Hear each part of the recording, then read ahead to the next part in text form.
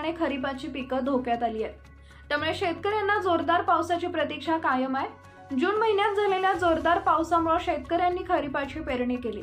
तालुक्यात खरीपाची पेरणी 100% झाली आहे। मात्र त्यानंतर पावसानं डोळे वटारल्याने उन्हामुळे तर पावसाअभावी पिके कोमजू लागली आहेत।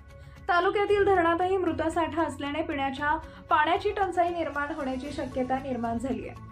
तालुक्यात यंदा सरासरीपेक्षा कमी पाऊस झालाय। सध्या कळवण तालुक्यात 141 मिलीमीटर पावसाची नोंद झाली असून कसमादेची तहान भागवणाऱ्या चनकापूर धरणात केवळ 4 तर पुणंद धरणात 23% पाणी साठा आहे।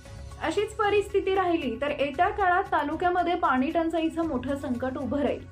शेतकऱ्यांनी कर्ज काढून महागलेली बियाणे खते खरेदी केली आहे, पण पावसाअभावी पिके वाया जात असल्यामुळे त्यांच्यावर दुबार पेरणीचं संकट निर्माण झालंय। गेल्या 5 वर्षापासून तालुक्यात पावसाच्या सरी सातत्याने